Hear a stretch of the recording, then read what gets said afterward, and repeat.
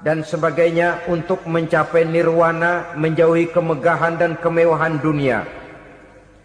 Ini lalu dibahas, rasanya juga tidak mungkin ini. Kemudian dari agama Nasrani, bahwa untuk damai manusia harus menciptakan sifat kasih sayang. Kalau ditampar pipi kiri, berikan pipi yang kanan. Kalau diberikan selendang, berikan baju. Nanti orang kasihan, lalu dia tidak akan nampar lagi. Ketika ini dibahas, ternyata rasanya pun tidak mungkin bisa diterima. Karena apa? Di zaman sekarang orang ditampar pipi kiri, dikasih pipi kanan. Bukan kasihan, gemes. Damai belum tentu, bonyok udah jelas. Lalu ketika dibacakan konsep perdamaian menurut Quran, di mana disampaikan ayat wa jazaa'u sayyi'atin sayyi'atun misluha faman afa wa aslaha fa ajruhu 'ala Allah.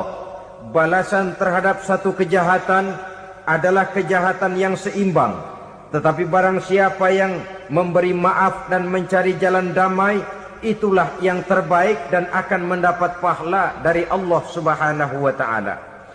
Kamu tidak salah ditampar pipi kirimu, tampar lagi pipi kirinya sekeras dia menampar pipi kirimu. Nanti orang tidak mau menampar kita karena dia tahu kalau dia tampar kita, dia akan menderita tamparan sekeras dia menampar kita. Akan terjadilah prinsip saling hormat menghormati, tidak saling ganggu, tidak saling usil, tidak saling jahil. Atas dasar ini perdamaian bisa ditegakkan. Mereka bisa menerima konsep ini, tapi kemudian seminar ditutup tanpa satu keputusan resmi. Kenapa? Terus terang mereka kagum dengan konsep Islam. Tapi sentimen lama terhadap nilai-nilai Islam telah menutup mata mereka untuk menerima kebenaran dari ajaran Al-Quranul Karim. Saudara-saudara kaum muslimin rahimakumullah, kembali kita kepada persoalan pokok. Roh adalah dari Allah. Dia akan kembali kepada Allah, milik mutlak dari Allah. Tidak pantas kita merampasnya dari orang lain. Tidak wajar kita menghilangkannya tanpa alasan yang dibenarkan oleh agama. Di zaman sekarang, akibat persaingan hidup yang makin tajam, lapangan kerja yang makin sulit, tensi ekonomi yang makin tinggi, atau karena nilai moral yang makin rendah, atau juga karena rapuhnya pegangan orang kepada agama, nyawa rasanya sudah sedemikian murahnya. Berbagai kasus membuat berdiri bulu roma kita. Ada mayit, ada manusia dipotong 6, dicincang macam kambing. Ada yang dipotong 5, ada yang dipotong 13, dikardusin, dibuang ke tempat sampah. Inna lillahi wa inna ilaihi raji'un. Gejala apa ini? Kanibalisme. Manusia sudah demikian sadisnya, manusia sudah sedemikian buasnya, sehingga sesama manusia diperlakukan seperti hewan. Padahal hewan sendiri belum pernah macan makan macan, bagaimanapun buasnya macan. Belum pernah serigala memakan serigala, bagaimanapun brutalnya serigala. Tetapi manusia makan manusia di zaman sekarang kadang jadi kenyataan dalam kehidupan kita. Kadang persoalannya remeh saja. Soal uang 200 perak, pisau bicara, nyawa melayang. Soal rokok sebatang, celurit bicara, nyawa melayang. Soal-soal yang sama sekali tidak prinsip, begitu mudah kita menghilangkan nyawa orang lain. Padahal Nabi pernah memperingatkan, apabila dua orang muslim sudah berkelahi dan berbunuh-bunuhan, al-qatil wal maqtul finnar, yang membunuh dan yang terbunuh dua-duanya neraka. Sahabat heran, ya Rasul, kalau yang terbunuh, kalau yang membunuh masuk neraka itu sih wajar, tapi yang terbunuh kenapa neraka juga? Beliau menjawab, dua-duanya sudah punya niat untuk saling membunuh. Niatnya itu yang diponten. Yang terbunuh cuman lagi apes aja, keduluan dia. Umpama tidak terbunuh, pasti dia yang akan membunuh. Oleh karenanya al-qatil wal maktul, yang membunuh dan yang dibunuh finnar, dua-duanya masuk ke dalam neraka. Islam menghormati kehidupan. Tidak hanya terbatas kepada sesama muslim, orang-orang yang berlainan agama pun yang mau hidup berukun, damai, berdampingan dengan umat Islam, jiwa mereka, darah mereka dilindungi oleh nilai-nilai Islam yang disebut dengan kafir zimmi ini. Mengganggu mereka sama saja dengan mengganggu aku, kata Nabi. Jadi oleh karena itu, sayangilah sesama. Kehidupan adalah anugerah Allah. Bukan wewenang kita untuk mencabutnya dari orang lain. Bukan wewenang kita untuk merampas dan menghilangkannya dari orang lain. Apa yang tidak enak terjadi pada diri kita, begitu pula lah apabila terjadi pada diri orang lain.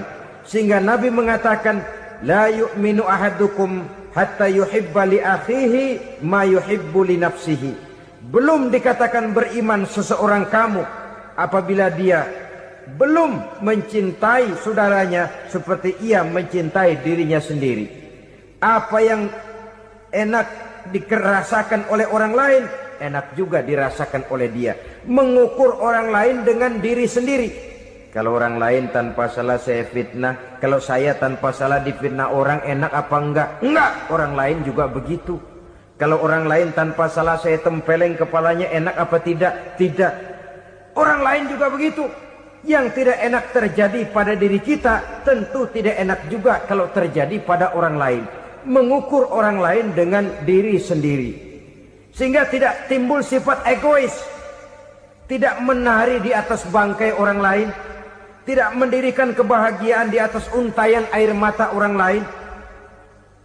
Sehingga dengan demikian saudara-saudara, dia bisa menghormati kehidupan, menghormati orang lain sebagaimana dia ingin dihormati. Untuk menghancurkan nilai-nilai iman, dibanjiri kita dengan paham-paham yang merusak dan mendangkalkan akidah.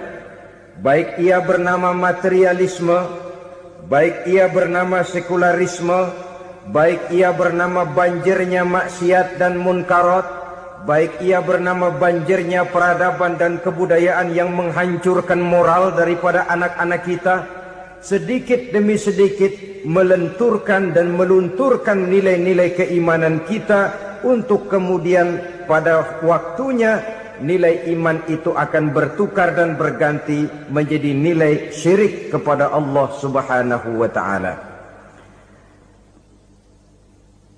Atau pada sisi lain, menjadikan yang selain Allah sebagai tujuan akhir daripada kehidupan kita. Sedangkan kita sama-sama maklum bahwa di dalam pandangan agama Islam, dosa yang tidak berampun, dosa yang terbesar, termasuk dalam kategori bapak moyangnya dosa, tidak lain adalah syirik, yakni menyekutukan Allah Subhanahu wa ta'ala. Pola penghancuran iman ini memang berstrategi. Ditawarkan kita kepada paham materialisme, paham kebendaan, di mana otak menempati urutan sebagai ranking pertama, Tuhan jatuh pada urutan kedua. Lalu menyusul kepada paham sekularisme, Allah dipisahkan dari seluruh kegiatan hidup ini. Untuk pada gilirannya menjadikan yang selain Allah sebagai tujuan akhir daripada seluruh kegiatan hidup kita. Oleh karenanya, kewajiban menjaga nilai-nilai iman ini merupakan kewajiban yang mulia tetapi berat. Tidak hanya untuk kita, tetapi juga bagaimana mewariskannya kepada anak-anak kita, generasi yang akan datang.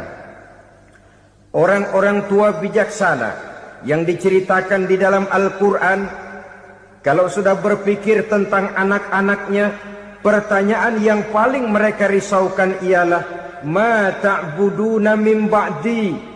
Anakku, kalau pada satu saat aku, ayahmu sudah tidak ada lagi di dunia ini, meninggalkan kamu semua, ma ta'buduna min ba'di, apa yang akan kamu sembah nak? Jikalau sekarang ayahmu masih mau ke masjid, masih mau melakukan ruku' dan sujud, masih beribadah menyembah Allah Subhanahu wa ta'ala, kalau orang tuamu sudah tidak ada, ma ta'buduna min ba'di, masihkah engkau mau datang ke masjid? Masihkah engkau mau rukuk dan sujud? Masihkah engkau mau menyembah Allah Subhanahu wa ta'ala? Pertanyaan ini yang dipikirkan oleh Nabi Yakub kepada putra-putranya. Pertanyaan ini yang diteruskan oleh Nabi Ibrahim kepada anak-anaknya. Pertanyaan ini yang diwariskan oleh generasi ulama salafus saleh kepada para generasi berikutnya. Bagaimana kita generasi sekarang? Kita orang-orang tua sekarang bukan berfikir ma ta'buduna min ba'di, malah yang kita fikirkan ma ta'kuluna min ba'di. Kalau bapak tidak ada nanti kamu makan apa nak? Perkara kamu nyembah apa urusan nomor 18. Yang penting kamu nanti hidup bisa makan nak. Maka kita sibuk mewariskan harta kepada anak-anak kita. Kita sibuk mewariskan kebun dan tanah kepada anak-anak kita. Kita sibuk mewariskan pabrik kepada anak-anak kita. Sementara kita lupa mewariskan intan yang paling mahal. Mewariskan mutiara yang paling berharga, yaitu nilai iman kepada Allah Subhanahu wa ta'ala. Alangkah baiknya apabila warisan harta, warisan tanah dan kebun, warisan rumah dan pabrik didasari lebih dahulu dengan mewariskan nilai iman kepada Allah Subhanahu wa ta'ala. Sebagai orang-orang tua, kita boleh bersedih kalau anak kita tidak mengerti komputer. Kita boleh bersedih kalau anak kita tidak mengerti matematika. Kita boleh bersedih kalau anak kita tidak mengerti bahasa Inggris. Tapi sewajarnya lebih bersedihlah kita orang tua jikalau mempunyai anak yang tidak kenal Allah sebagai Tuhannya, yang kemudian tidak mau rukuk dan sujud kepada Allah Tuhannya. Itulah kemalangan yang paling malang bila kita meninggalkan generasi yang tidak bertauhid kepada Allah Subhanahu wa ta'ala. Betapapun anak kita tidak ngerti komputer, saudara, paling-paling kerugiannya cuma kerugian dunia. Masuk dia ke alam barzakh, munkar nakir tidak akan sempat tanya kau belajar komputer apa tidak. Kumpul dia di padang mahsyar, malaikat juga tidak akan tanya matematikamu nilainya berapa. Yang ditanya kau kenal Allah, kau rukuk dan sujud kepadanya, kau pernah datang ke masjid. Oleh karena itu sekali lagi, menjaga nilai iman tidak hanya untuk kita, tetapi juga mewariskannya kepada anak-anak kita generasi yang akan datang. Sungguh kemalangan yang paling besar apabila kita meninggalkan anak-anak kita. Mereka kita tinggalkan lemah ekonominya, itu tidak baik. Mereka kita tinggalkan lemah otaknya, itu pun akan membuat mereka tertinggal oleh yang lain. Tapi yang paling celaka, jikalau kita tinggalkan mereka dalam kondisi lemah imannya, rapuh akidahnya, tidak baik dan tidak betul keyakinan hidupnya. Oleh karena itu Nabi berpesan, jauhilah 7 perkara yang merusak. Yang pertama, syirik kepada Allah Subhanahu wa ta'ala. Menyekutukan Allah baik dalam ucapan, dalam keyakinan ataupun dalam perbuatan. Ini perkara pertama yang termasuk 7 perusak besar di dalam kehidupan. Kalau sudah jatuh kita ke lembah syirik, bagaimanapun banyak kebaikan yang kita kerjakan, berjiwa sosial, bertangan pemurah, gemar menolong orang lain, kalau memang dasarnya syirik, maka seluruh kebaikan kita akan hancur, tidak akan ada nilainya dalam pandangan Allah Subhanahu wa ta'ala. Dalam pandangan manusia, mungkin kita dicatat sebagai orang sosial, gemar menolong orang lain, tidak berpangku tangan melihat orang yang mendapat kesulitan. Tapi oleh karena dasarnya syirik, dasarnya tidak mentauhidkan Allah, maka seluruh nilai kebaikan yang kita kerjakan tidak akan ada nilainya dalam pandangan Allah Subhanahu wa ta'ala. Maka jagalah iman kita jangan sampai dihinggapi penyakit syirik yang bagaimana kecilnya sekalipun. Sekali lagi, baik syirik dalam bentuk ucapan, syirik dalam bentuk keyakinan, sampai kepada syirik dalam bentuk perbuatan, kita berhindar kepada sifat-sifat yang sedemikian itu. Karena apa? Dalam satu ayat Quran Allah Subhanahu wa ta'ala menjelaskan, innallaha la yaghfiru an yushraka bih wa yaghfiru ma duna dzalika liman yasha. Allah tidak akan memberi ampun kepada orang-orang yang menyekutukannya, tapi Allah masih mau memberikan ampun kepada dosa-dosa yang selain itu bagi orang-orang yang dikehendakinya. Dosa selain syirik, apabila kita bertaubat, Allah masih mau mengampuni. Tapi kalau sudah jatuh ke tempat syirik, itu sudah dosa yang tidak berampun. Taubatnya tidak lain melepas syirik, kembali kepada tauhid, berkeyakinan bahwa hanya ada Allah Subhanahu wa ta'ala, Tuhan satu-satunya yang lam yalid wa lam yulad wa lam yakul lahu kufuwan ahad. Tidak beranak, tidak pula diperanakkan, dan tidak satupun yang dapat menyerupai Tuhan Allah Subhanahu wa ta'ala. Saudara-saudara kaum muslimin rahimakumullah, bahwa kita di zaman sekarang memang tidak menyembah berhala, ya. Bahwa kita tidak berterang-terangan mengatakan Tuhan lebih dari satu, memang. Bahwa kita tidak berkeyakinan Tuhan itu punya anak atau diperanakkan, tentu. Tapi dalam perbuatan dan i'tiqad, kita kadang-kadang jatuh tanpa kita sadari ke tempat yang bernama syirik ini. Oleh karenanya, di zaman di mana teknologi makin canggih, di mana kemajuan pembangunan makin menjangkau berbagai aspek kehidupan, diperlukan keseimbangan antara kemajuan fisik material dengan kemajuan mental spiritual. Apabila tidak ada keseimbangan, yang terwujud tentulah kepincangan, yang diawali dengan pincangnya cara kita berpikir, sehingga pada akhirnya akan mengarah kepada pincangnya cara kita berbuat dan bertindak di dalam kehidupan kita. Masya Allah, sangat luar biasa tausiah yang sudah disampaikan oleh guru kita Al-Mafrullah Kiai Haji Zainuddin MZ. Sahabat beriman yang dimuliakan Allah, tetaplah di channel ini karena kajian ini belum selesai dan masih banyak lagi hal-hal menarik yang akan disampaikan beliau. Selamat mendengarkan. Oleh karena itu, Nabi berpesan, jauhilah sifat syirik, karena syirik merupakan dosa yang teramat besar. Ini sifat merusak yang pertama. Yang kedua, kata Nabi, wasihra, jauhilah sihir. Sihir ini juga termasuk perkara yang merusak kehidupan. Kita semua sama-sama maklum bahwa sihir sebenarnya bukan persoalan baru. Sejak sebelum datang Islam, sihir itu sudah ada. Di zaman Yunani kuno, sihir ada. Di zaman Mesir kuno, di zaman Cina kuno, dan yang lain-lain yang serba kuno, sihir itu sudah ada.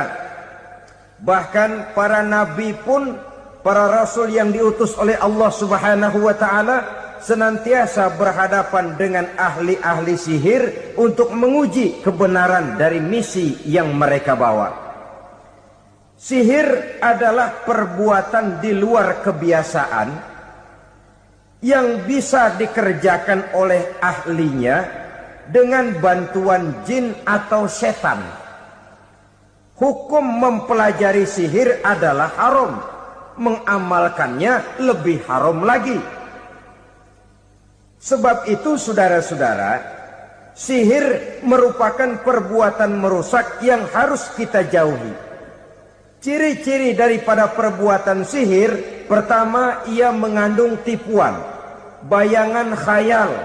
Di zaman Nabi Musa misalnya, orang melihat tambang-tambang itu seperti ular.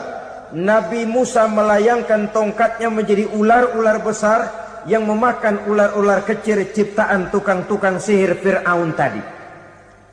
Lalu sihir bisa terjadi dengan bantuan jin kafir atau setan.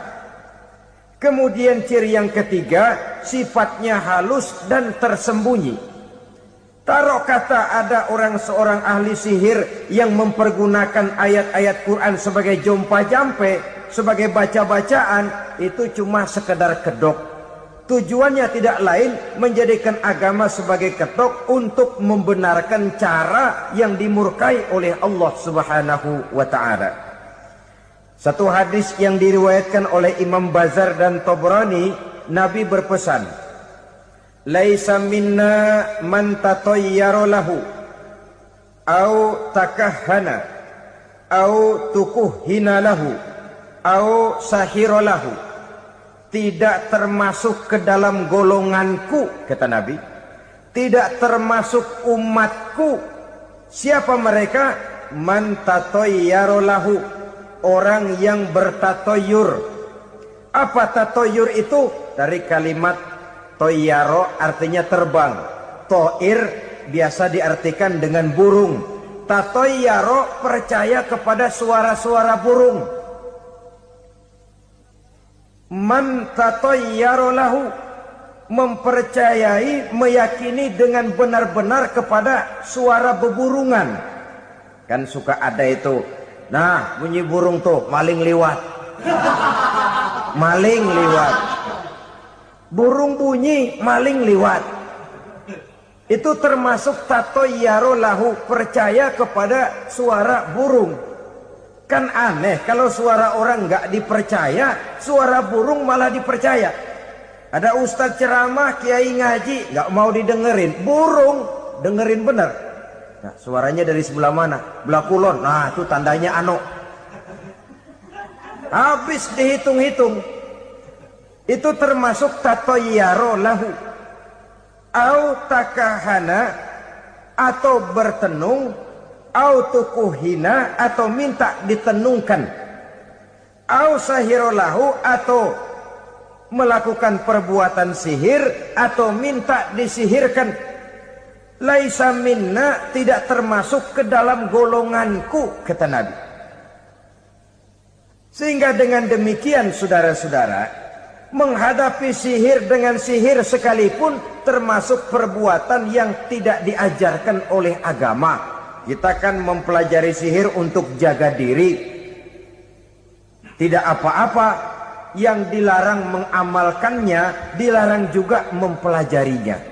Sebab orang kalau sudah mengetahui, biasanya lalu terangsang untuk mencoba. Kalau percobaannya berhasil, biasanya terangsang untuk coba lagi dan coba lagi. Pada akhirnya ketagihan, lalu beralih menjadi profesi, apalagi itu nanti bisa mendatangkan hasil uang. Saudara-saudara kaum muslimin rahimakumullah, kita manusia makhluk nyata. Kita hidup di alam nyata, terikat oleh sunnatullah, causality.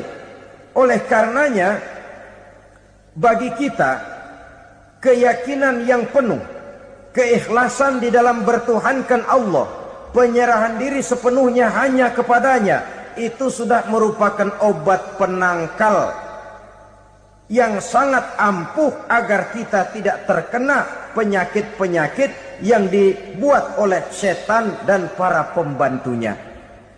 Sehingga beberapa ayat Quran mengajarkan, misalnya a'udzu bikalimatillahi tammati min syarri ma khalaq, atau bismillazi la yadurru ma'asmihi syai'un fil ardi wala fis sama, dengan menyebut nama Allah yang tidak bisa mendatangkan bahaya sedikit pun, dari baik yang datang dari langit maupun yang datang dari bumi. Jiwa yang kosong dari keyakinan yang penuh kepada Allah, jiwa yang penuh was-was dan ragu-ragu, itu yang mudah terserang oleh penyakit-penyakit yang dikerjakan oleh para tukang-tukang sihir, yaitu oleh setan dan seluruh para pembantunya.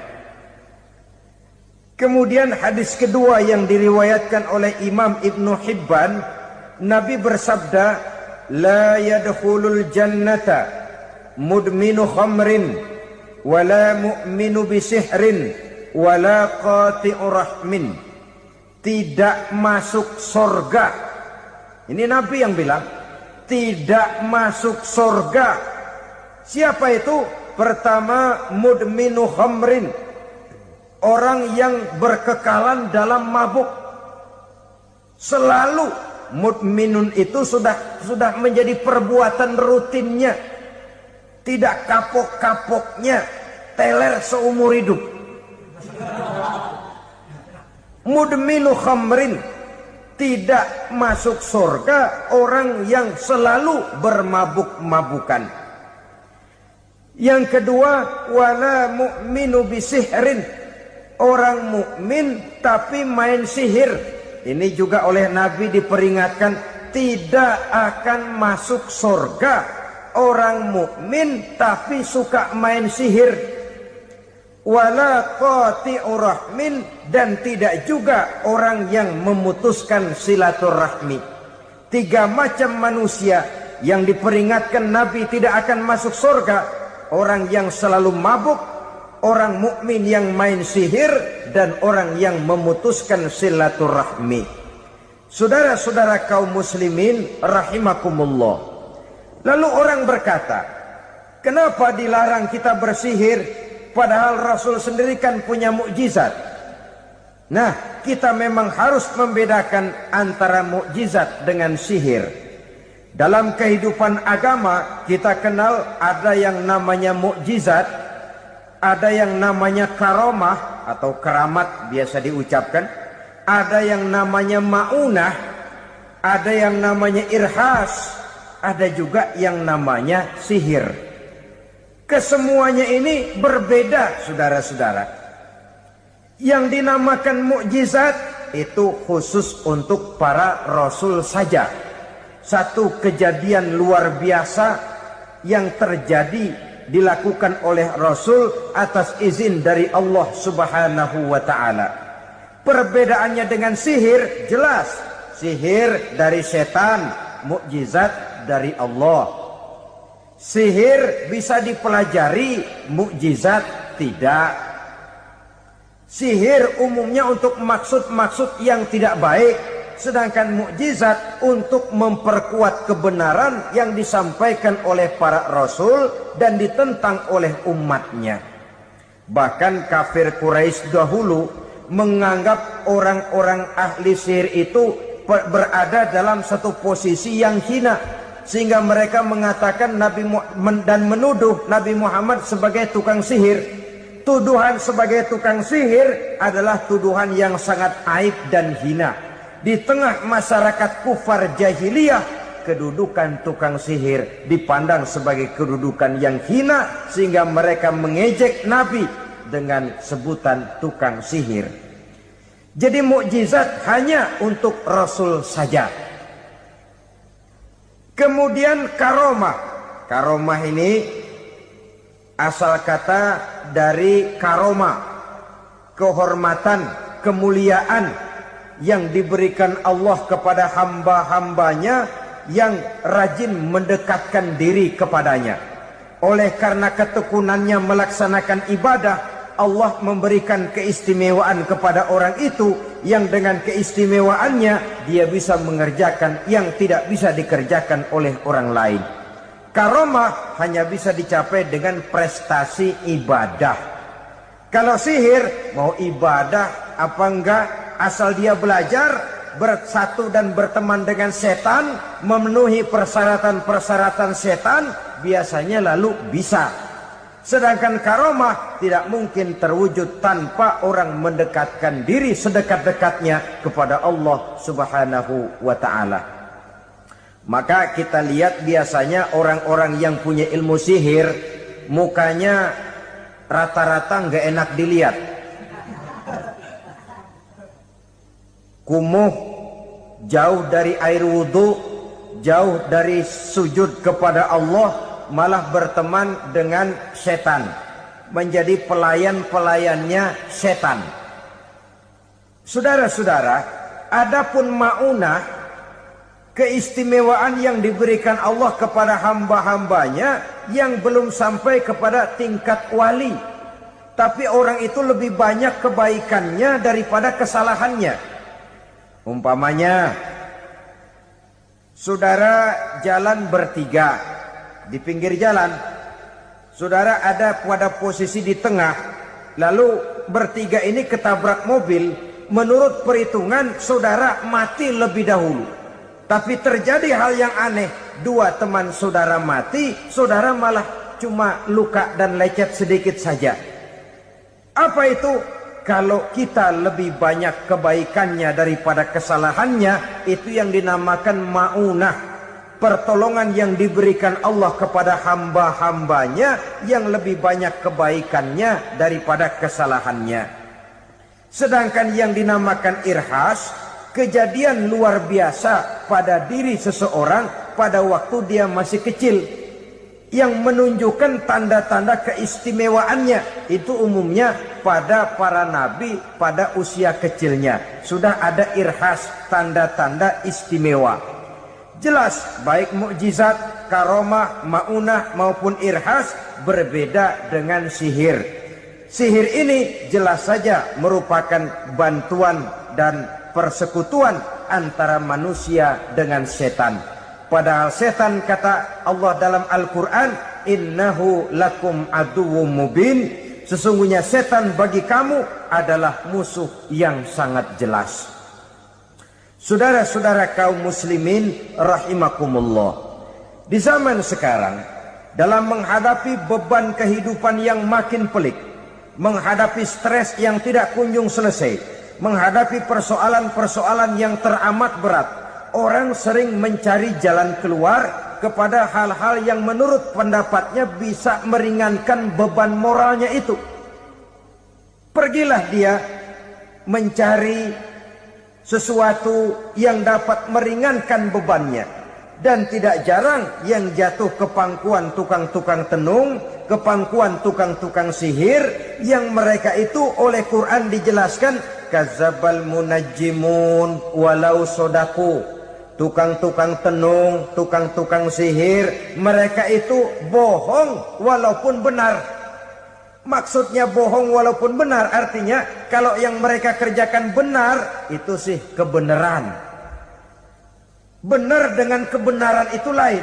Kebenaran, kebetulan bisa, tapi tidak untuk selalu. Apalagi kalau itu sudah membahayakan kehidupan orang lain.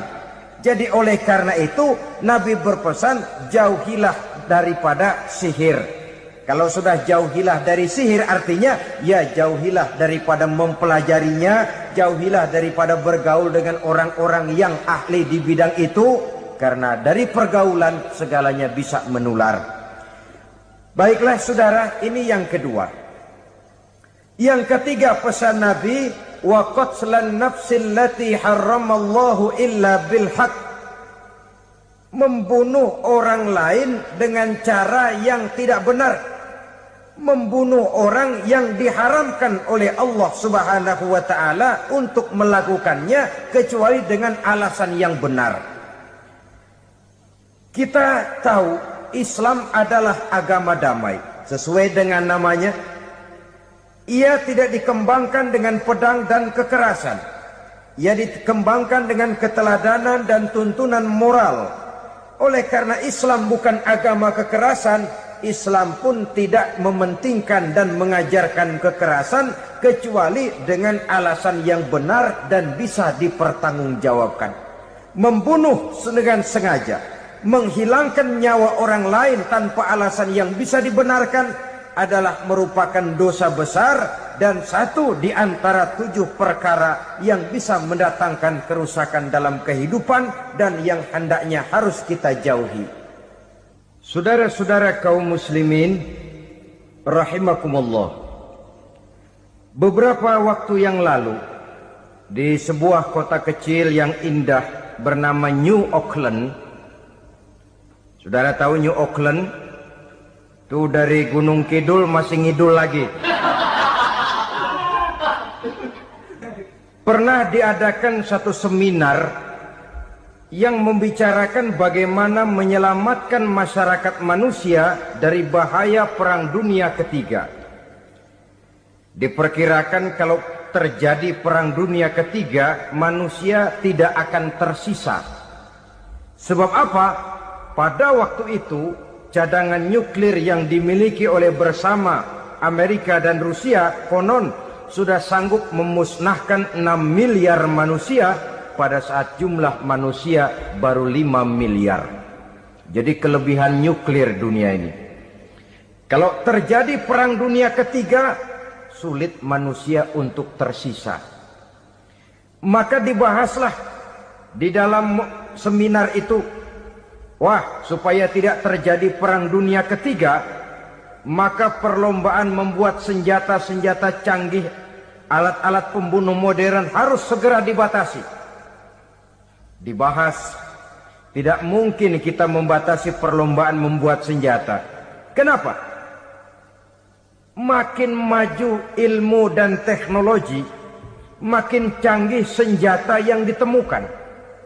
Atom sudah meningkat menjadi nuklir, nuklir sudah meningkat menjadi neutron, dan kita tahu bom yang bernama neutron ini bom yang cukup membunuh tanpa perlu merusak.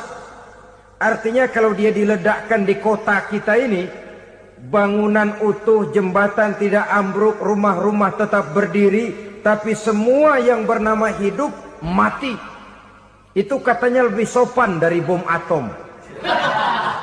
Sebab kalau si atom ini sudah membunuh, merusak pula. Neutron cukup membunuh saja tanpa perlu merusak.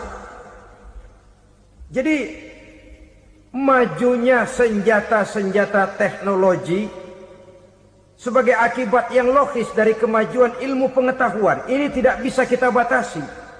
Dan memang sebenarnya yang bahaya bukan senjatanya, tapi manusia yang mengendalikan senjata itu. Mereka kembali kepada prinsip the man behind the gun. Bukan senjatanya yang bahaya, tapi manusia yang mengendalikan senjata itu yang bahaya. Walaupun senjatanya modern, katakanlah model M16 umpamanya, kalau yang mengendalikannya orang beriman, insya Allah aman. Tapi biar megang cuma senapan angin, kalau yang megang orang brutal, ngeri kita deket-deket. Apalagi kalau memang bukan ahlinya menggunakan senjata, bisa ngeker kaki kena jidat.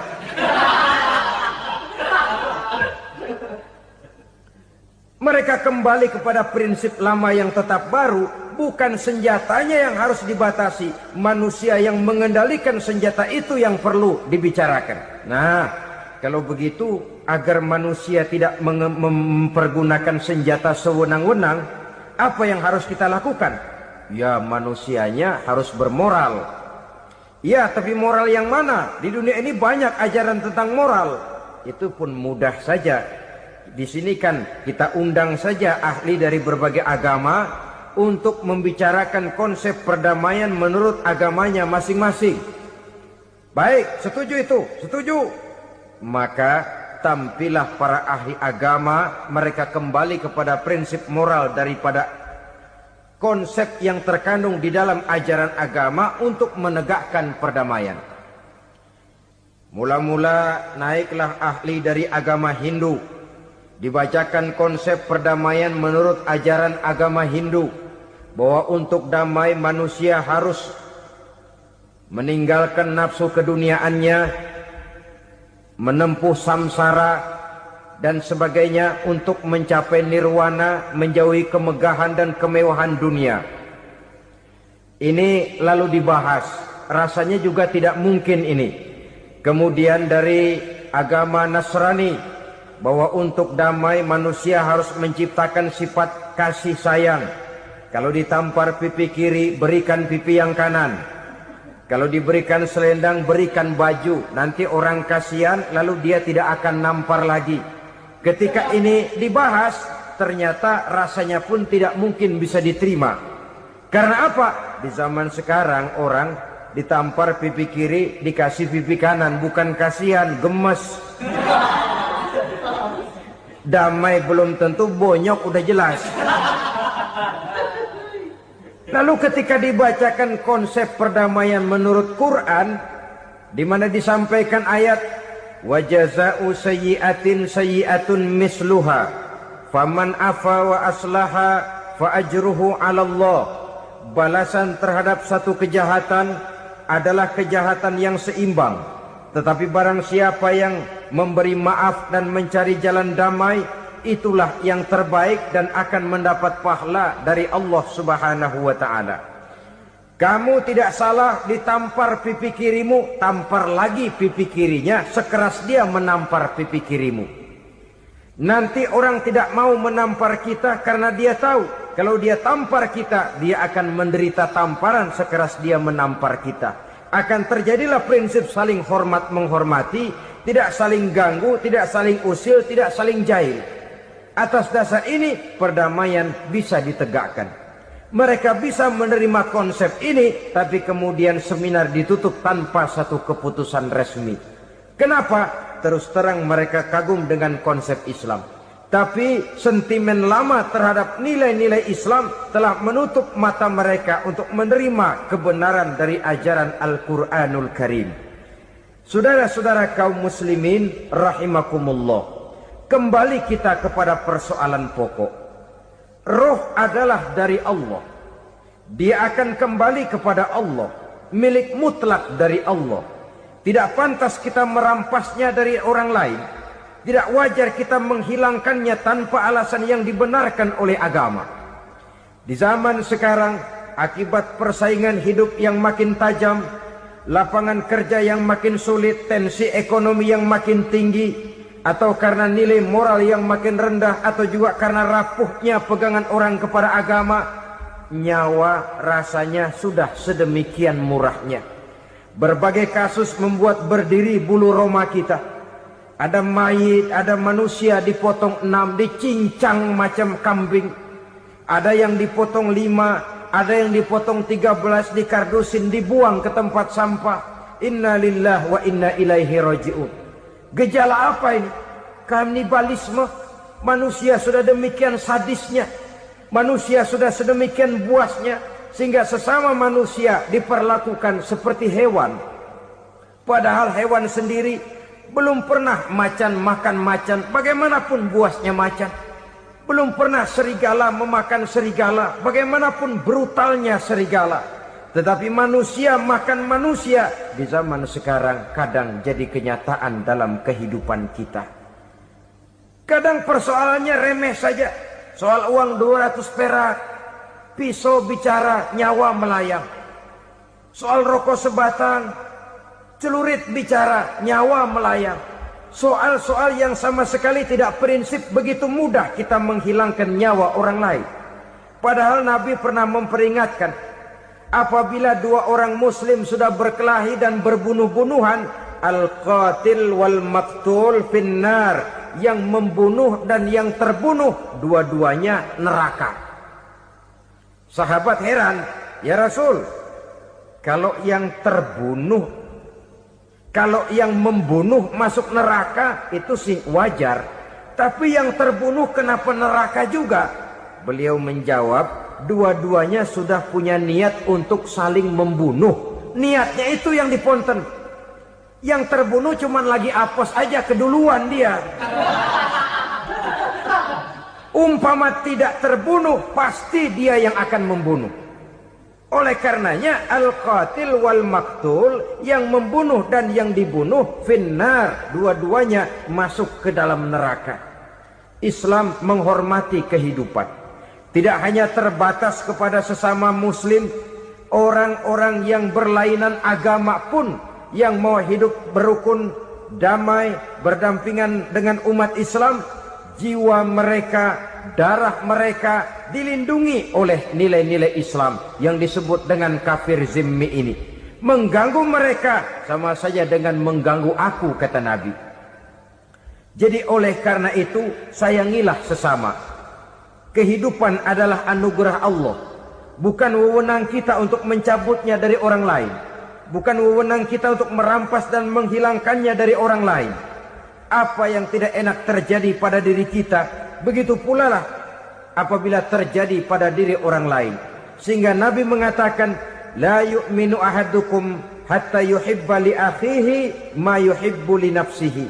Belum dikatakan beriman seseorang kamu apabila dia belum mencintai saudaranya seperti ia mencintai dirinya sendiri.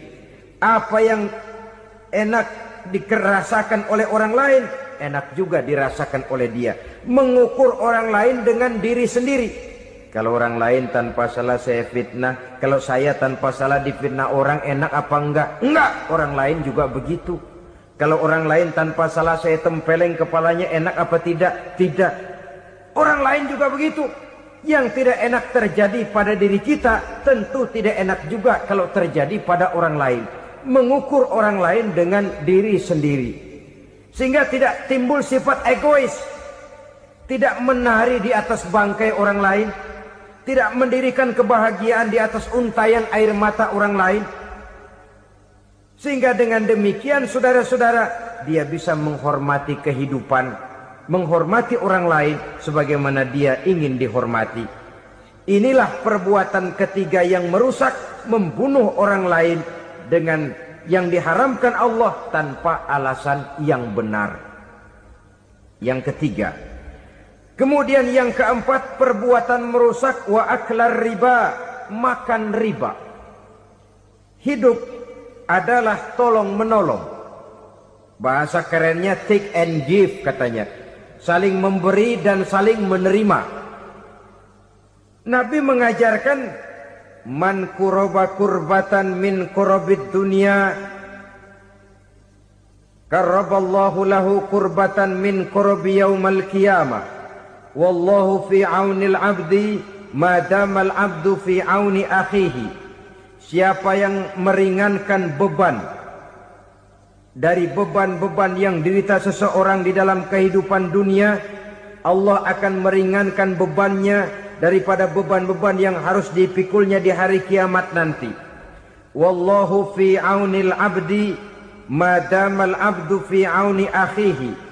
Allah senantiasa akan menolong seorang hamba selama hamba itu masih mau menolong saudaranya. Allah selalu akan menolong seorang hamba selama hamba itu masih mau menolong saudaranya. Apabila kita sudah berpangku tangan terhadap kesulitan orang lain, biasanya pun pada saat kita mendapat kesulitan, kita akan sulit juga memperoleh pertolongan.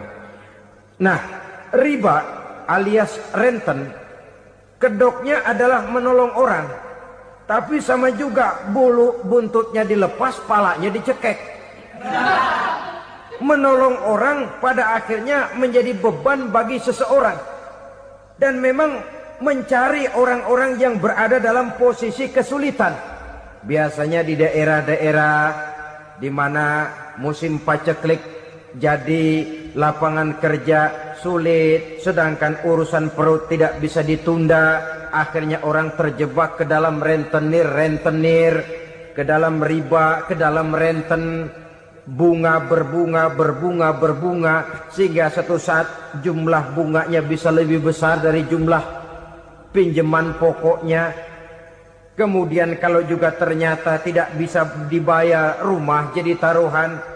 Memang rumah satu-satunya, begitu rumah ditarik mulain camping. Bukankah pada akhirnya akan mewariskan kesengsaraan? Oleh karena itu, kepada kita berusahalah jangan berhubungan dengan rentenir, jangan makan renten dan riba. Kepada mereka yang melaksanakan riba, walaupun mendatangkan keuntungan materi, tapi percayalah harta yang didapat dengan jalan riba tidak akan membawa keberkahan. Manakala tidak membawa keberkahan, dia tidak akan mendatangkan ketenangan di dalam kehidupan kita. Oleh karenanya, memakan harta riba termasuk perbuatan yang merusak sendi-sendi kehidupan sosial, merusak kehidupan orang lain, merusak kehidupan masyarakat, tetangga, pergaulan dan sebagainya. Yang kelima, wa akla malil yatim, memakan harta anak yatim dengan cara yang zalim. Nih, memang lezat. Anak yatim itu nggak tahu urusan apa-apa. Kita diamanahkan untuk mengurusinya. Kadang-kadang dibentuklah panitia penyantunan yatim piatu. Yatimnya mah tetap kelaparan, panitianya yang pada gendut.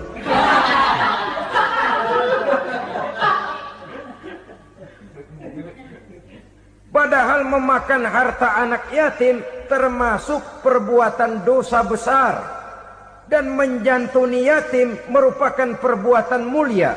Nabi mengatakan, ana wa kafilul yatim kahataini yaumal qiyamah. Aku dan orang-orang yang menyantuni anak yatim seperti dua jari ini pada hari kiamat nanti. Dekat sekali. Jikalau ingin di hari akhir nanti dekat dengan Rasul, bersahabatlah dengan anak-anak yatim. Jadilah pengurus anak-anak yatim. Bangunlah panti-panti asuhan yatim. Pada saat bapak ibunya meninggal, kitalah yang menjadi orang tuanya. Bahkan sedemikian besar perhatian Islam terhadap anak-anak yatim ini, sehingga Quran memberikan peringatan, ara'aital ladzi yukadzibu bid-din fadzalikal ladzi yad'ul yatim wa la yahuddu ala ta'amil miskin. Tahukah kamu siapa orang yang mendustakan agama? Beragama tapi dianggap dusta, solatnya dusta, puasanya dusta karena agamanya sudah berdusta. Siapa mereka? Fazalikal ladzi yad'ul yatim, orang yang menyia-nyiakan anak yatim. Wala yahuddu ala ta'amil miskin, dan tidak pernah memberi makan kepada orang-orang yang menderita kemiskinan. Menyia-nyiakan, meninggalkan anak yatim termasuk perbuatan yang divonis kita sebagai orang yang mendustakan agama. Saudara-saudara kaum muslimin rahimakumullah, maka sangat dicela mengeksploitir anak-anak yatim, menjadikan mereka sebagai kedok untuk mencari kekayaan pribadi. Tetapi jikalau ikhlas, ganjarannya sangat besar, nilai pahalanya sangat besar. Menyantuni yatim tidak hanya setahun sekali. Kalau Muharram pakai istilah lebaran yatim. Dibentuklah panitia, diberilah beras, uang 45.000 rupiah, alhamdulillah. Tapi jangan lupa, si yatim tidak hidup cuma satu hari. Dia tidak hidup cuma di bulan Muharram saja. Dia hidup 12 bulan dalam setahun. Sebagaimana anak-anak yang lain, dia juga berhak punya masa depan. Dia juga berhak menikmati bangku sekolah. Dia berhak mengenyam arti dan makna pendidikan. Dia berhak membekali diri dengan ilmu dan pengetahuan seperti halnya anak-anak yang lain. Maka kita yang diberikan keluasan oleh Allah, ingatlah itu. Bersahabatlah dengan anak-anak yatim, santuni mereka. Perkara setahun sekali di bulan Muharram, alhamdulillah, itu bagus bin Thayyib alias baik.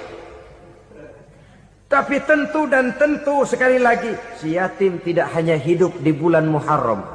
Dia hidup 12 bulan dalam setahun, 24 jam di dalam sehari. Oleh karenanya, menyia-nyiakan mereka pada saat posisi kita memang mampu, akan memojokkan kita dalam satu posisi di mana kita dianggap sebagai orang yang mendustakan agama. Memakan harta anak yatim dengan cara yang zolim. Bapaknya udah meninggal, kebunnya lebar, anaknya dikelecehin. Nah, dah kamu gak usah pusing, nanti saya yang ngurus. Akhirnya bukan ngurus, nguras. Si yatim mungkin tidak tahu bahwa dia disia-siakan, haknya diambil, miliknya dizolimi. Tapi Allah yang akan membalasnya dengan seadil-adilnya. Maka makan harta anak yatim biasanya balasannya tokcer bin paten.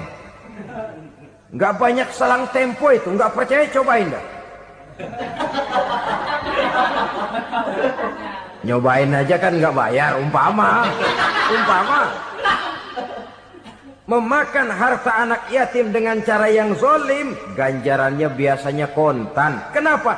Ratapan si miskin, untayan air matanya, jeritan kepedihan hatinya, membuka pintu langit, permohonannya diijabah, getaran hatinya didengarkan oleh Allah.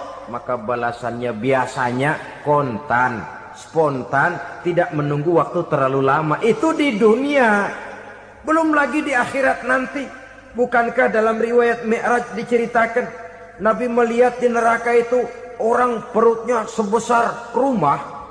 La haula wala quwata.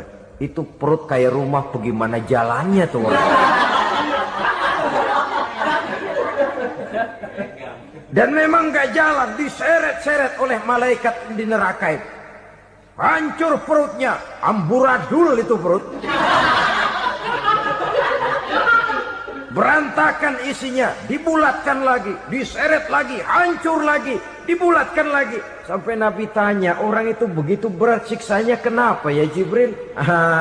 Itu Muhammad, waktu di dunia dulu rakus banget makan harta anak yatim.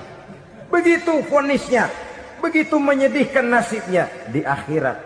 Tapi di dunia pun ketidakberkahan itu sudah membayangi kehidupannya.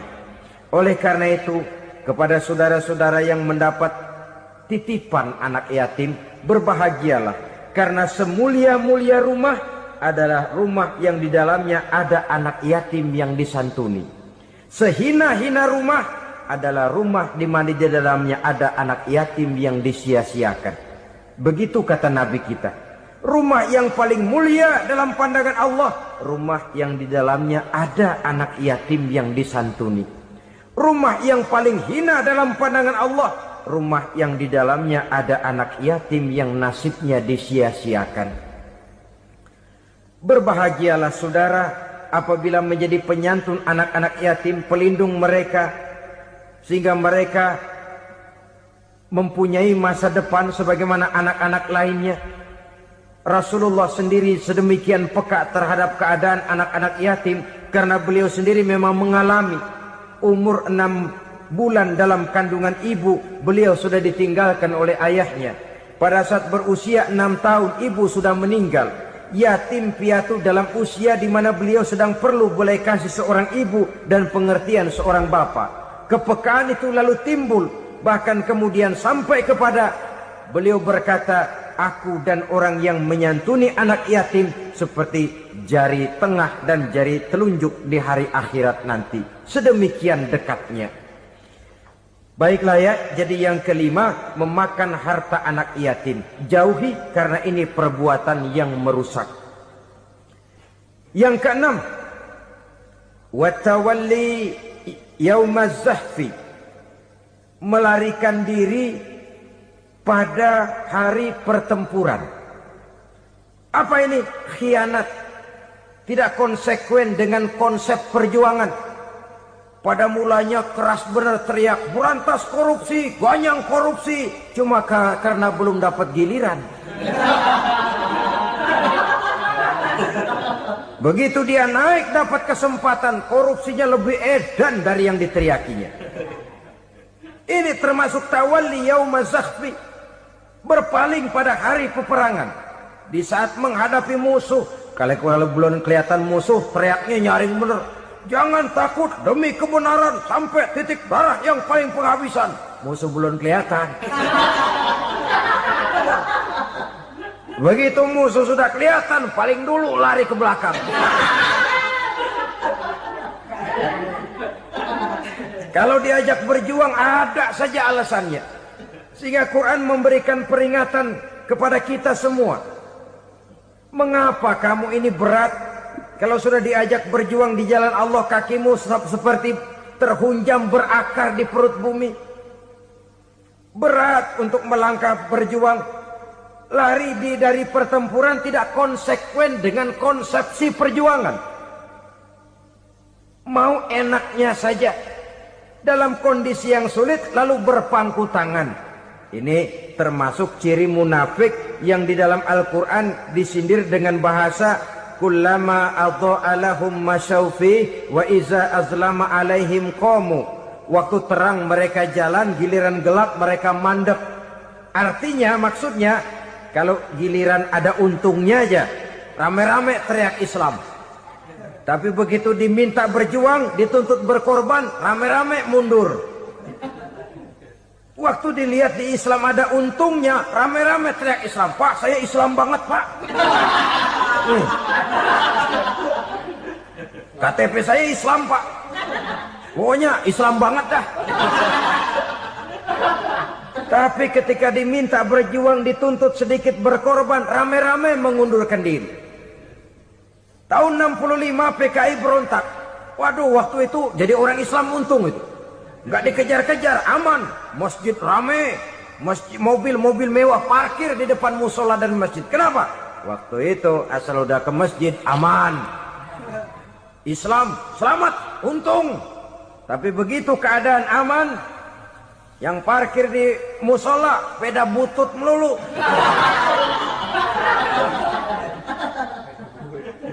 Waktu terang mereka jalan, waktu gelap mereka berhenti. Dikala di Islam ada untungnya, baru wah Islam bagus, Islam hebat. Tapi waktu dilihat ada kerugian, jangan bawa-bawa Islam dah. Jangan bicara soal Islam, ini kan bukan soal agama. Bukan soal agama. La haula wa la quwata illa billah. Beragama kita ambil talfik fid din, mengambil yang enteng-enteng saja dalam urusan beragama ini. Tidak konsekuen kita dengan Islam kita. Seolah kita mau memilih mana yang terasa cocok sama selera kita, kita teriak Islam. Beratan aja dikit, rame-rame berpaling. Itu termasuk tawalli yaumaz zahfi. Para pengkhianat, mental-mental hipokrit. Alhamdulillahirrabbilalamin. Demikianlah tausiah penuh ilmu, hikmah, dan manfaat yang sudah kita dengarkan bersama dari guru kita Al-Makrullah Kiai Haji Zainuddin MZ. Sahabat beriman yang dimuliakan Allah, mari kita doakan guru kita, semoga beliau diampuni segala dosa-dosanya dan dilapangkan kuburnya. Dan buat sahabat semua yang sudah setia menyimak tausiah ini sampai selesai, saya ucapkan terima kasih banyak. Doa dan harapan saya semoga sahabat semua selalu diberikan kesehatan, dimudahkan segala urusannya, dan dilancarkan rezekinya. Amin ya rabbal alamin. Demikian yang dapat saya bagikan, kurang lebihnya mohon maaf. Sampai bertemu lagi di kajian berikutnya. Wabillahi taufik wal hidayah, waridho wal inayah. Wassalamualaikum warahmatullahi wabarakatuh. Setelah kita mendengarkan bersama tausiah penuh ilmu dan hikmah yang sudah disampaikan oleh guru kita Al-Makrullah Kiai Haji Zainuddin MZ, sekarang mari kita lanjutkan aktivitas kita masing-masing. Semoga apa yang sudah disampaikan oleh beliau menjadi ilmu yang bermanfaat dalam kehidupan kita sehari-hari. Selamat beraktivitas buat sahabat semua dan sukses selalu. Sampai bertemu lagi di kajian Ar-Rozak 313 berikutnya. Wassalamualaikum warahmatullahi wabarakatuh. Bismillahirrahmanirrahim. Assalamualaikum warahmatullahi wabarakatuh. Alhamdulillahi wa kafa, wassalatu wassalamu ala rasulillahil mustafa wa ala alihi wa sahbihi wa manihtada. Amma ba'du.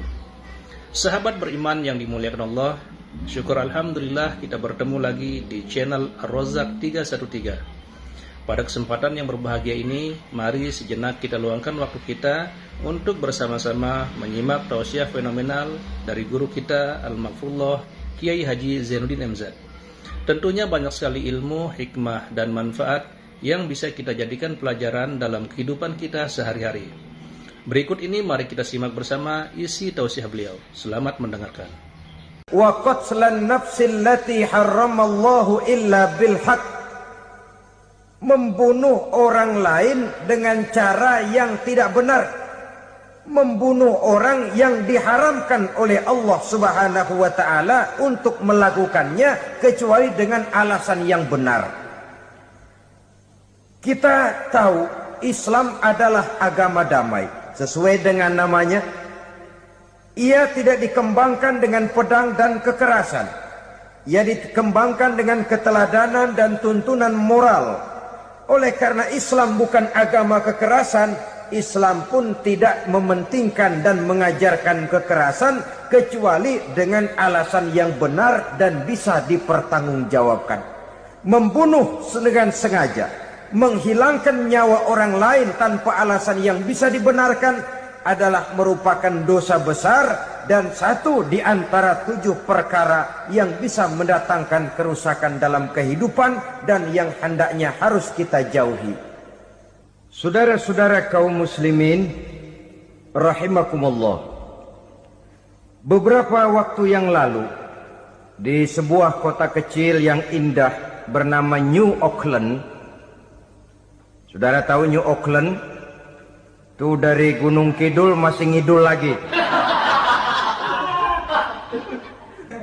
pernah diadakan satu seminar yang membicarakan bagaimana menyelamatkan masyarakat manusia dari bahaya Perang Dunia Ketiga. Diperkirakan kalau terjadi Perang Dunia Ketiga, manusia tidak akan tersisa. Sebab apa? Pada waktu itu, cadangan nuklir yang dimiliki oleh bersama Amerika dan Rusia konon sudah sanggup memusnahkan 6 miliar manusia pada saat jumlah manusia baru 5 miliar. Jadi kelebihan nuklir dunia ini. Kalau terjadi Perang Dunia Ketiga, sulit manusia untuk tersisa. Maka dibahaslah di dalam seminar itu, wah, supaya tidak terjadi Perang Dunia Ketiga, maka perlombaan membuat senjata-senjata canggih, alat-alat pembunuh modern harus segera dibatasi. Dibahas, tidak mungkin kita membatasi perlombaan membuat senjata. Kenapa? Makin maju ilmu dan teknologi, makin canggih senjata yang ditemukan. Atom sudah meningkat menjadi nuklir, nuklir sudah meningkat menjadi neutron, dan kita tahu bom yang bernama neutron ini bom yang cukup membunuh tanpa perlu merusak. Artinya kalau dia diledakkan di kota kita ini, bangunan utuh, jembatan tidak ambruk, rumah-rumah tetap berdiri, tapi semua yang bernama hidup mati. Itu katanya lebih sopan dari bom atom. Sebab kalau si atom ini sudah membunuh, merusak pula. Neutron cukup membunuh saja tanpa perlu merusak. Jadi majunya senjata-senjata teknologi sebagai akibat yang logis dari kemajuan ilmu pengetahuan ini tidak bisa kita batasi.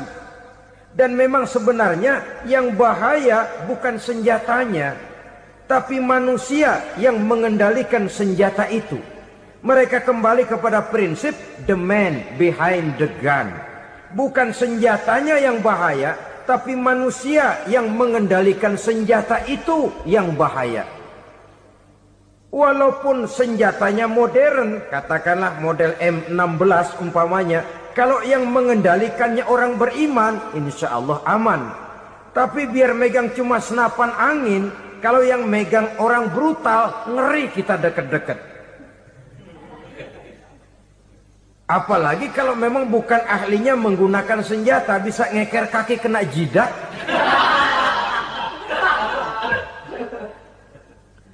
Mereka kembali kepada prinsip lama yang tetap baru, bukan senjatanya yang harus dibatasi, manusia yang mengendalikan senjata itu yang perlu dibicarakan. Nah, kalau begitu, agar manusia tidak mempergunakan senjata sewenang-wenang, apa yang harus kita lakukan? Ya, manusianya harus bermoral. Ya, tapi moral yang mana? Di dunia ini banyak ajaran tentang moral. Itu pun mudah saja. Di sini kan kita undang saja ahli dari berbagai agama untuk membicarakan konsep perdamaian menurut agamanya masing-masing. Baik, setuju itu? Setuju. Maka tampillah para ahli agama, mereka kembali kepada prinsip moral daripada konsep yang terkandung di dalam ajaran agama untuk menegakkan perdamaian. Mula-mula naiklah ahli dari agama Hindu, dibacakan konsep perdamaian menurut ajaran agama Hindu, bahwa untuk damai manusia harus meninggalkan nafsu keduniaannya, menempuh samsara dan sebagainya untuk mencapai nirwana, menjauhi kemegahan dan kemewahan dunia. Ini lalu dibahas, rasanya juga tidak mungkin ini. Kemudian dari agama Nasrani, bahwa untuk damai manusia harus menciptakan sifat kasih sayang. Kalau ditampar pipi kiri, berikan pipi yang kanan. Kalau diberikan selendang, berikan baju. Nanti orang kasihan, lalu dia tidak akan nampar lagi. Ketika ini dibahas, ternyata rasanya pun tidak mungkin bisa diterima. Karena apa? Di zaman sekarang orang ditampar pipi kiri, dikasih pipi kanan. Bukan kasihan, gemes. Damai belum tentu, bonyok udah jelas. Lalu ketika dibacakan konsep perdamaian menurut Quran, di mana disampaikan ayat wa jazaa'u sayyi'atin sayyi'atun misluha faman afa wa aslaha fa ajruhu 'ala Allah. Balasan terhadap satu kejahatan adalah kejahatan yang seimbang, tetapi barang siapa yang memberi maaf dan mencari jalan damai, itulah yang terbaik dan akan mendapat pahala dari Allah Subhanahu wa ta'ala. Kamu tidak salah ditampar pipi kirimu, tampar lagi pipi kirinya sekeras dia menampar pipi kirimu. Nanti orang tidak mau menampar kita karena dia tahu kalau dia tampar kita, dia akan menderita tamparan sekeras dia menampar kita. Akan terjadilah prinsip saling hormat menghormati, tidak saling ganggu, tidak saling usil, tidak saling jahil. Atas dasar ini perdamaian bisa ditegakkan. Mereka bisa menerima konsep ini, tapi kemudian seminar ditutup tanpa satu keputusan resmi. Kenapa? Terus terang mereka kagum dengan konsep Islam. Tapi sentimen lama terhadap nilai-nilai Islam telah menutup mata mereka untuk menerima kebenaran dari ajaran Al-Quranul Karim. Saudara-saudara kaum muslimin rahimakumullah, kembali kita kepada persoalan pokok. Roh adalah dari Allah. Dia akan kembali kepada Allah, milik mutlak dari Allah. Tidak pantas kita merampasnya dari orang lain. Tidak wajar kita menghilangkannya tanpa alasan yang dibenarkan oleh agama. Di zaman sekarang, akibat persaingan hidup yang makin tajam, lapangan kerja yang makin sulit, tensi ekonomi yang makin tinggi, atau karena nilai moral yang makin rendah, atau juga karena rapuhnya pegangan orang kepada agama, nyawa rasanya sudah sedemikian murahnya. Berbagai kasus membuat berdiri bulu roma kita. Ada mayit, ada manusia dipotong 6, dicincang macam kambing. Ada yang dipotong 5, ada yang dipotong 13, dikardusin, dibuang ke tempat sampah. Inna lillahi wa inna ilaihi raji'un. Gejala apa ini? Kanibalisme. Manusia sudah demikian sadisnya. Manusia sudah sedemikian buasnya, sehingga sesama manusia diperlakukan seperti hewan. Padahal hewan sendiri belum pernah macan makan macan, bagaimanapun buasnya macan. Belum pernah serigala memakan serigala, bagaimanapun brutalnya serigala. Tetapi manusia makan manusia di zaman sekarang kadang jadi kenyataan dalam kehidupan kita. Kadang persoalannya remeh saja. Soal uang 200 perak, pisau bicara, nyawa melayang. Soal rokok sebatang, celurit bicara, nyawa melayang. Soal-soal yang sama sekali tidak prinsip, begitu mudah kita menghilangkan nyawa orang lain. Padahal Nabi pernah memperingatkan, apabila dua orang muslim sudah berkelahi dan berbunuh-bunuhan, al-qatil wal maqtul finnar, yang membunuh dan yang terbunuh dua-duanya neraka. Sahabat heran, ya Rasul, kalau yang terbunuh, kalau yang membunuh masuk neraka itu sih wajar, tapi yang terbunuh kenapa neraka juga? Beliau menjawab, dua-duanya sudah punya niat untuk saling membunuh. Niatnya itu yang diponten. Yang terbunuh cuman lagi apes aja, keduluan dia. Umpama tidak terbunuh, pasti dia yang akan membunuh. Oleh karenanya al-qatil wal maktul, yang membunuh dan yang dibunuh finnar, dua-duanya masuk ke dalam neraka. Islam menghormati kehidupan. Tidak hanya terbatas kepada sesama muslim, orang-orang yang berlainan agama pun yang mau hidup berukun, damai, berdampingan dengan umat Islam, jiwa mereka, darah mereka dilindungi oleh nilai-nilai Islam yang disebut dengan kafir zimmi ini. Mengganggu mereka sama saja dengan mengganggu aku, kata Nabi. Jadi oleh karena itu sayangilah sesama. Kehidupan adalah anugerah Allah, bukan wewenang kita untuk mencabutnya dari orang lain. bukan wewenang kita untuk merampas dan menghilangkannya dari orang lain. Apa yang tidak enak terjadi pada diri kita, begitu pula lah apabila terjadi pada diri orang lain. Sehingga Nabi mengatakan, la yu'minu ahadukum hatta yuhibba li akhihi ma yuhibbu li nafsihi. Belum dikatakan beriman seseorang kamu apabila dia belum mencintai saudaranya seperti ia mencintai dirinya sendiri. Apa yang enak dirasakan oleh orang lain, enak juga dirasakan oleh dia. Mengukur orang lain dengan diri sendiri. Kalau orang lain tanpa salah saya fitnah, kalau saya tanpa salah difitnah orang, enak apa enggak? Enggak, orang lain juga begitu. Kalau orang lain tanpa salah saya tempeleng kepalanya, enak apa tidak? Tidak. Orang lain juga begitu. Yang tidak enak terjadi pada diri kita, tentu tidak enak juga kalau terjadi pada orang lain. Mengukur orang lain dengan diri sendiri. Sehingga tidak timbul sifat egois. Tidak menari di atas bangkai orang lain. Tidak mendirikan kebahagiaan di atas untayan air mata orang lain. Sehingga dengan demikian saudara-saudara, dia bisa menghormati kehidupan, menghormati orang lain sebagaimana dia ingin dihormati. Untuk menghancurkan nilai-nilai iman, dibanjiri kita dengan paham-paham yang merusak dan mendangkalkan akidah. Baik ia bernama materialisme, baik ia bernama sekularisme, baik ia bernama banjirnya maksiat dan munkarat, baik ia bernama banjirnya peradaban dan kebudayaan yang menghancurkan moral daripada anak-anak kita, sedikit demi sedikit melenturkan dan melunturkan nilai-nilai keimanan kita, untuk kemudian pada waktunya nilai iman itu akan bertukar dan berganti menjadi nilai syirik kepada Allah Subhanahu wa ta'ala. Atau pada sisi lain, menjadikan yang selain Allah sebagai tujuan akhir daripada kehidupan kita. Sedangkan kita sama-sama maklum bahwa di dalam pandangan agama Islam, dosa yang tidak berampun, dosa yang terbesar, termasuk dalam kategori bapak moyangnya dosa, tidak lain adalah syirik, yakni menyekutukan Allah Subhanahu wa ta'ala. Pola penghancuran iman ini memang berstrategi.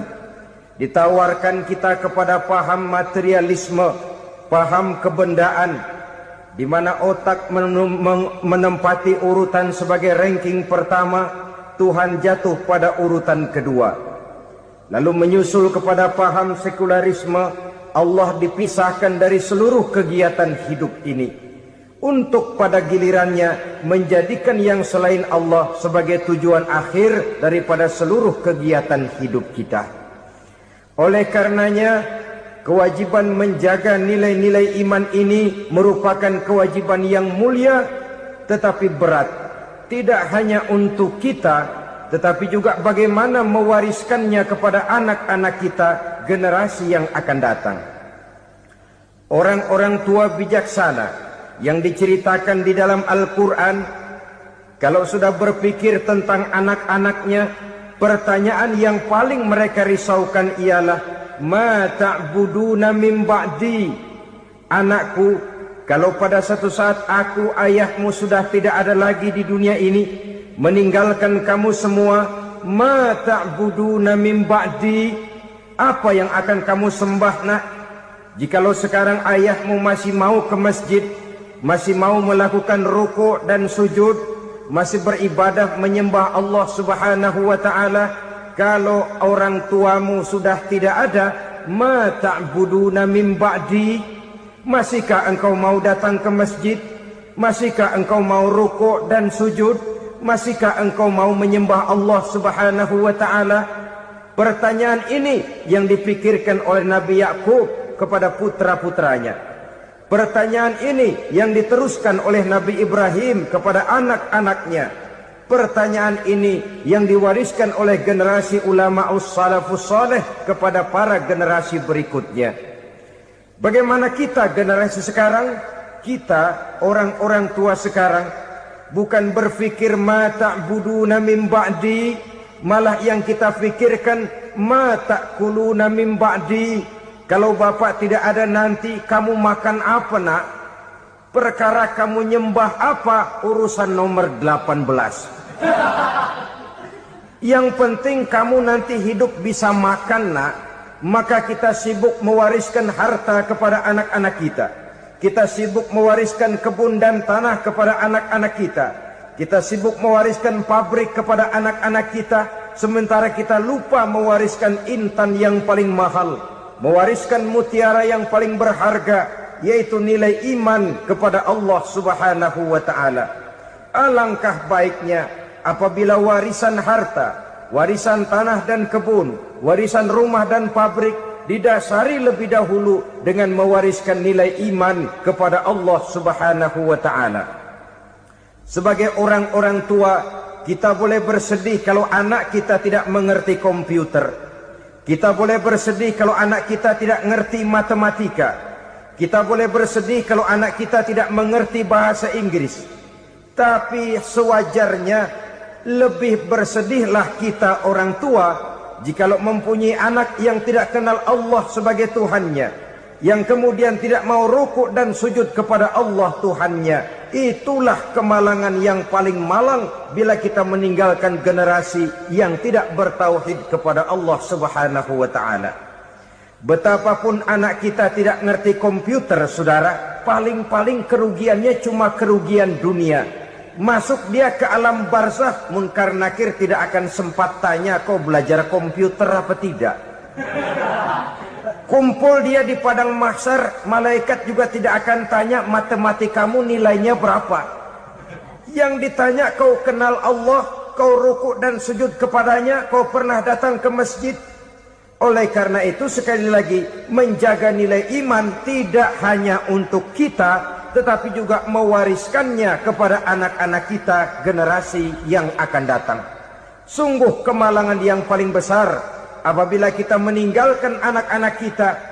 Mereka kita tinggalkan lemah ekonominya, itu tidak baik. Mereka kita tinggalkan lemah otaknya, itu pun akan membuat mereka tertinggal oleh yang lain. Tapi yang paling celaka, jikalau kita tinggalkan mereka dalam kondisi lemah imannya, rapuh akidahnya, tidak baik dan tidak betul keyakinan hidupnya. Oleh karena itu Nabi berpesan, jauhilah 7 perkara yang merusak. Yang pertama, syirik kepada Allah Subhanahu wa ta'ala. Menyekutukan Allah baik dalam ucapan, dalam keyakinan, ataupun dalam perbuatan. Ini perkara pertama yang termasuk 7 perusak besar di dalam kehidupan. Kalau sudah jatuh kita ke lembah syirik, bagaimanapun banyak kebaikan yang kita kerjakan, berjiwa sosial, bertangan pemurah, gemar menolong orang lain, kalau memang dasarnya syirik, maka seluruh kebaikan kita akan hancur, tidak akan ada nilainya dalam pandangan Allah Subhanahu wa ta'ala.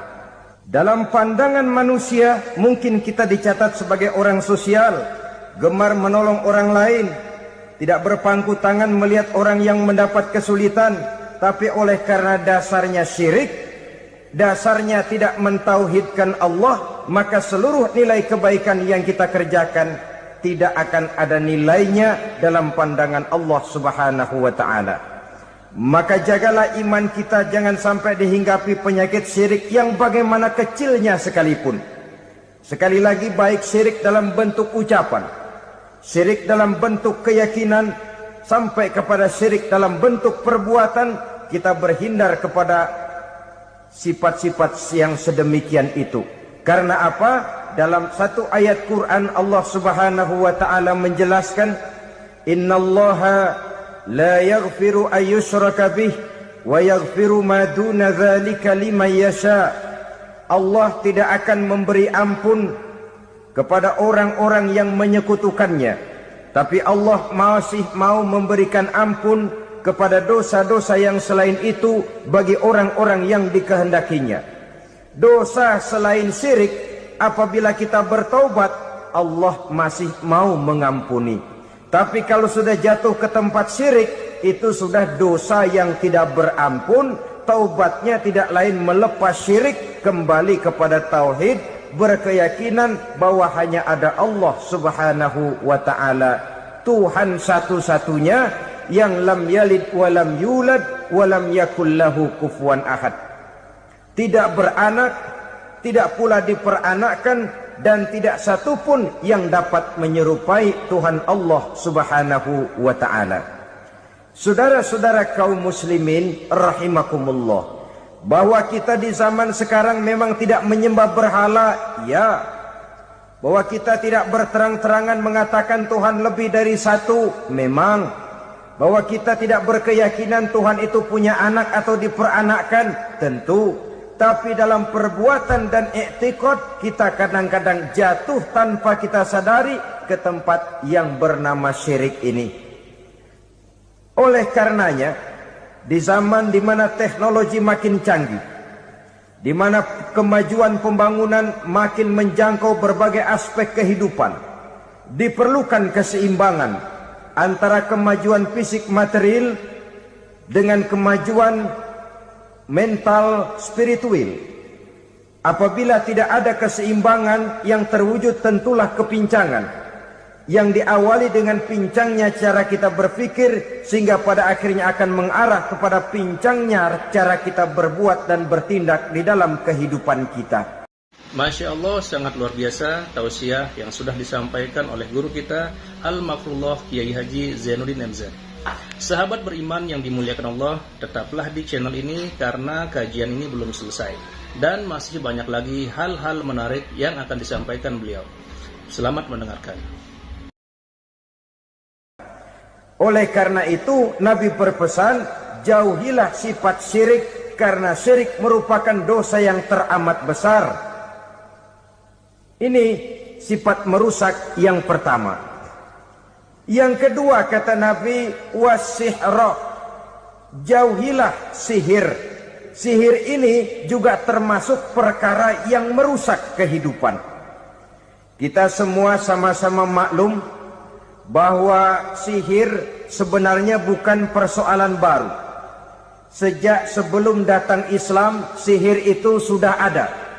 Di zaman Yunani kuno, sihir ada. Di zaman Mesir kuno, di zaman Cina kuno, dan yang lain-lain yang serba kuno, sihir itu sudah ada. Bahkan para nabi pun, para rasul yang diutus oleh Allah Subhanahu wa ta'ala, senantiasa berhadapan dengan ahli-ahli sihir untuk menguji kebenaran dari misi yang mereka bawa. Sihir adalah perbuatan di luar kebiasaan yang bisa dikerjakan oleh ahlinya dengan bantuan jin atau setan. Hukum mempelajari sihir adalah haram, mengamalkannya lebih haram lagi. Sebab itu saudara-saudara, sihir merupakan perbuatan merusak yang harus kita jauhi. Ciri-ciri daripada perbuatan sihir, pertama, ia mengandung tipuan, bayangan khayal. Di zaman Nabi Musa misalnya, orang melihat tambang-tambang itu seperti ular. Nabi Musa melayangkan tongkatnya menjadi ular-ular besar yang memakan ular-ular kecil ciptaan tukang-tukang sihir Fir'aun tadi. Lalu sihir bisa terjadi dengan bantuan jin kafir atau setan. Kemudian ciri yang ketiga, sifatnya halus dan tersembunyi. Taruh kata ada seorang ahli sihir yang mempergunakan ayat-ayat Quran sebagai jompa-jampe, sebagai baca-bacaan, itu cuma sekedar kedok. Tujuannya tidak lain menjadikan agama sebagai ketok untuk membenarkan cara yang dimurkai oleh Allah Subhanahu wa ta'ala. Satu hadis yang diriwayatkan oleh Imam Bazar dan Tabrani, Nabi berpesan, "Laisa minna man tatayyara lahu au takahhana au tukuhhina lahu au sahira lahu." Tidak termasuk ke dalam golonganku, kata Nabi. Tidak termasuk umatku. Siapa mereka? Man tatayyara lahu, orang yang bertatoyur. Apa tatoyur itu? Dari kalimat Toyaro artinya terbang. Toir biasa diartikan dengan burung. Tatoyaro percaya kepada suara-suara burung. Man tatoyaro lahu, mempercayai, meyakini dengan benar-benar kepada suara beburungan. Kan suka ada itu, nah bunyi burung tuh, maling liwat. Maling liwat. Burung bunyi, maling liwat. Itu termasuk tatoyaro lahu, percaya kepada suara burung. Kan aneh kalau suara orang nggak dipercaya, suara burung malah dipercaya. Ada ustadz ceramah, kiai ngaji, nggak mau didengerin, burung dengerin bener. Nah, suaranya dari sebelah mana? Belah kulon. Nah, itu tandanya ano. Habis dihitung-hitung. Itu termasuk tatoyaro lahu. Au takahana, atau bertenung, au tukuhina, atau minta ditenungkan. Au sahiro lahu, atau melakukan perbuatan sihir, atau minta disihirkan. Laisa minna, tidak termasuk ke dalam golonganku, kata Nabi. Sehingga dengan demikian saudara-saudara, menghadapi sihir dengan sihir sekalipun termasuk perbuatan yang tidak diajarkan oleh agama. Kita kan mempelajari sihir untuk jaga diri. Tidak apa-apa, yang dilarang mengamalkannya, dilarang juga mempelajarinya. Sebab orang kalau sudah mengetahui, biasanya lalu terangsang untuk mencoba. Kalau percobaannya berhasil, biasanya terangsang untuk coba lagi dan coba lagi. Pada akhirnya ketagihan, lalu beralih menjadi profesi, apalagi itu nanti bisa mendatangkan hasil uang.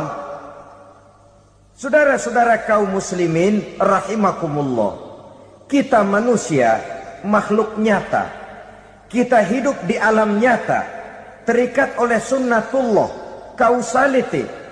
Oleh karenanya, bagi kita, keyakinan yang penuh, keikhlasan di dalam bertuhankan Allah, penyerahan diri sepenuhnya hanya kepadanya, itu sudah merupakan obat penangkal yang sangat ampuh agar kita tidak terkena penyakit-penyakit yang dibuat oleh setan dan para pembantunya. Sehingga beberapa ayat Quran mengajarkan, misalnya a'udzu bikalimatillahi tammati min syarri ma khalaq, atau bismillazi la yadurru ma'asmihi syai'un fil ardi wala fis sama, dengan menyebut nama Allah yang tidak bisa mendatangkan bahaya sedikit pun, dari baik yang datang dari langit maupun yang datang dari bumi. Jiwa yang kosong dari keyakinan yang penuh kepada Allah, jiwa yang penuh was-was dan ragu-ragu, itu yang mudah terserang oleh penyakit-penyakit yang dikerjakan oleh para tukang-tukang sihir, yaitu oleh setan dan seluruh para pembantunya. Kemudian hadis kedua yang diriwayatkan oleh Imam Ibnu Hibban, Nabi bersabda, la yadkhulul jannata mudminu khamrin wala mu'minu bisihrin wala qati'u rahmin. Tidak masuk surga. Ini Nabi yang bilang, tidak masuk surga. Siapa itu? Pertama, mudminu khamrin, orang yang berkekalan dalam mabuk. Selalu mudminun itu sudah menjadi perbuatan rutinnya, tidak kapok-kapoknya, teler seumur hidup. Mudminu khamrin, tidak masuk surga orang yang selalu bermabuk-mabukan. Yang kedua, wala mu'minu bisihrin, orang mukmin tapi main sihir. Ini juga oleh Nabi diperingatkan, tidak akan masuk surga orang mukmin tapi suka main sihir. Wala qati'u rahmin, dan tidak juga orang yang memutuskan silaturahmi. Tiga macam manusia yang diperingatkan Nabi tidak akan masuk surga: orang yang selalu mabuk, orang mukmin yang main sihir dan orang yang memutuskan silaturahmi. Saudara-saudara kaum muslimin rahimakumullah. Lalu orang berkata, kenapa dilarang kita bersihir padahal Rasul sendiri kan punya mukjizat? Nah, kita memang harus membedakan antara mukjizat dengan sihir. Dalam kehidupan agama kita kenal ada yang namanya mukjizat, ada yang namanya karomah atau keramat biasa diucapkan, ada yang namanya maunah, ada yang namanya irhas, ada juga yang namanya sihir.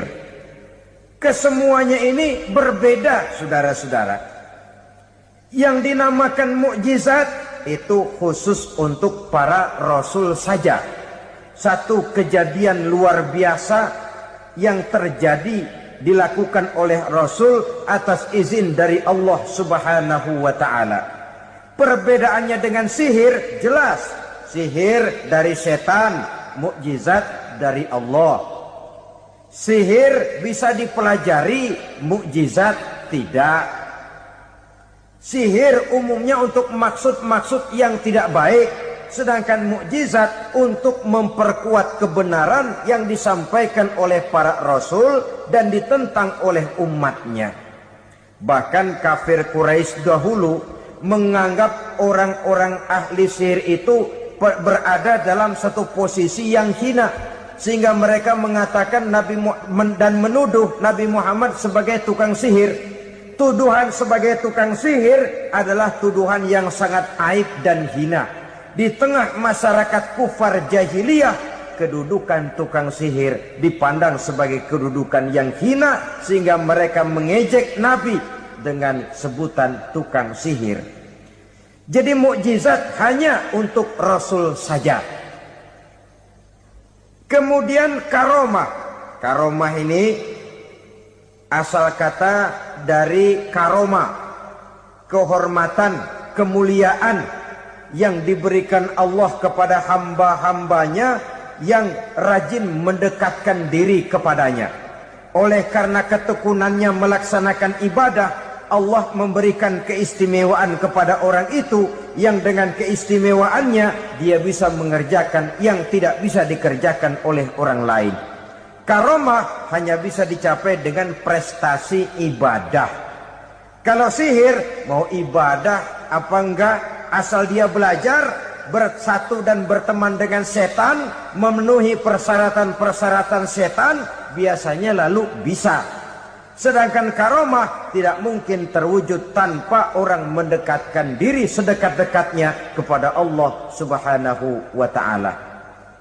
Maka kita lihat biasanya orang-orang yang punya ilmu sihir, mukanya rata-rata nggak enak dilihat.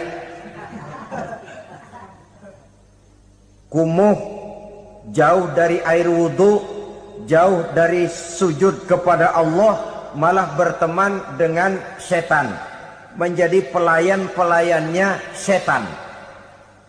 Saudara-saudara, adapun maunah, keistimewaan yang diberikan Allah kepada hamba-hambanya yang belum sampai kepada tingkat wali, tapi orang itu lebih banyak kebaikannya daripada kesalahannya.